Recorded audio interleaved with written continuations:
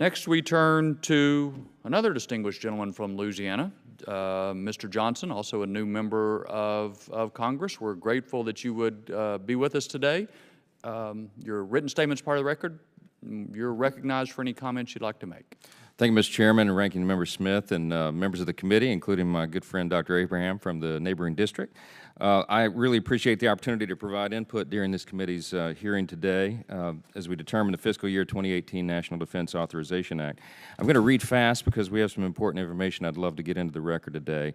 I have the honor of representing a congressional district that's home to both Fort Polk and the Barksdale Air Force Base, which are two, as you know, vital military installations for our nation and our national security interest around the world. As I'm sure you know, Fort Polk is home to the Army Joint Readiness Training Center, and Barksdale is home to our Air Force Global Strike Command. As is evident with the actions of North Korea, we know we live in a highly uncertain and incredibly complex time, and it further highlights the importance of our bases.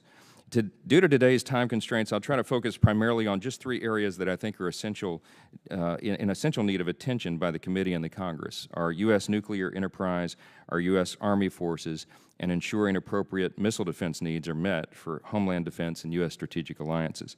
Now, I'm new to Washington, but one of the first things I did was meet with the generals based in my district, given the importance of the roles they play in our daily global national security and the training of our Army soldiers. From those meetings and continued discussions over the past months, engaging with these men and women who are working to ensure our nation's security, I'm even more convinced than ever that America needs these robust strategic deterrent capabilities, and we have to continue to invest more in missile defense and ensure our Army has the appropriate levels of funding and readiness to adequately respond when called to fight. The U.S. should not only invest more in missile defense, given recent missile testing by North Korea and Iran, for our own immediate national security needs, but we should also continue to adequately invest in missile defense cooperation with Israel. Based on developing hostilities around the world, it's clear we have to step up our level of investment into our U.S. missile defenses, developing leading-edge conventional and non-kinetic capabilities, modernizing our nuclear forces, assurity in our command and control, effective intelligence collection and support, and ensuring our Army force posture is adequately maintained with the right balance of highly trained, well-equipped soldiers to quickly respond when called into action. Without adequate investment in these platforms and people, America will struggle to provide the necessary levels of U.S. national security at home and to assure the security of our allies and partners around the world. I'd like to briefly speak to the nuclear weapons as they continue to play an integral role in the strategies of Russia, North Korea, Pakistan, India, and China, as you know. In fact, according to many reports and as evidence from recent aggressive actions, these countries are increasing their reliance upon and modernizing their capabilities, whether it be in their land, air, or sea-based nuclear forces. It's also very clear Iran has not given up its nuclear ambitions. Thankfully, despite ideological differences, Congress has clearly expressed support for the long-term commitment we have at Barksdale Air Force Base and for the majority of the nuclear triad.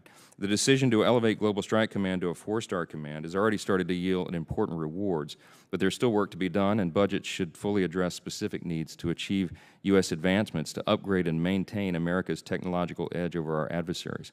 Critical areas of need include upgrading nuclear command and control facilities, addressing the challenges of the B-52 re-engine, which are facing catastrophic engine failures, the future of the B-21, and essential funding for what President Trump's own March budget deemed, quote, critical infrastructure maintenance, unquote, and warhead life extension programs to sufficiently modernize the nuclear security enterprise.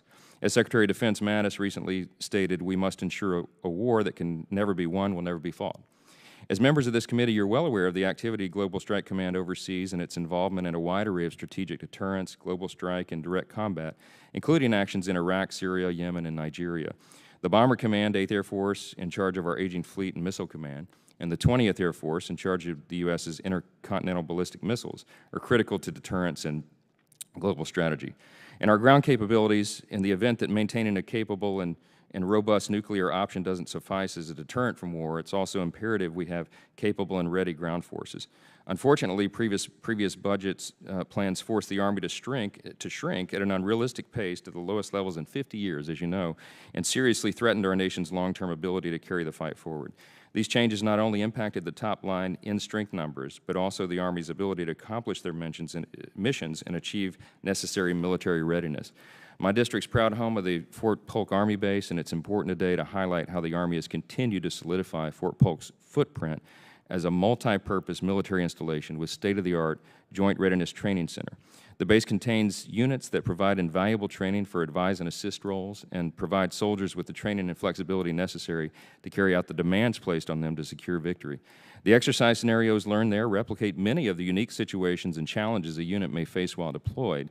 And because of this, Fort Polk is uniquely suited for a number of upcoming Army plans, including planned expansion of the Army Advise and Assist missions, as it is the only combat training center in the nation that also trains and deploys combat units.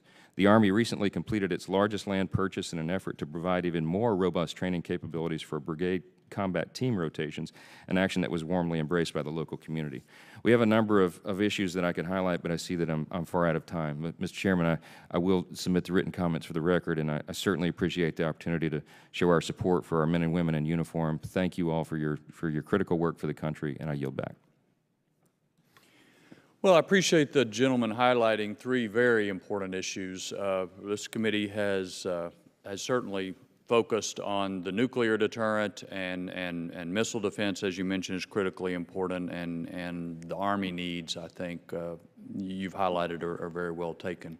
Any comments or questions? Gentleman from Louisiana? Thank you, Mr. Chairman. I just want to say it's an honor for me to serve with the gentleman from Louisiana also. His knowledge base, his passion, his tireless work effort, he's all over not only the district but his state, highlighting the Armed Forces capabilities and certainly the deficiencies that he has mentioned with the B-52 engine. And he's right, the GRTC at Fort Polk is not only prime, but it's ready to take on that AAA battalion and brigade. So we would look forward to working with that. In Belle Chase, we have certainly some issues down there with some F-15 shortages that will occur shortly if we don't do something about it. So again, just a heartfelt thank you to Mike for his unwavering support of the armed forces, not only in Louisiana, but of the nation. Thanks, Mike. Thank you, sir.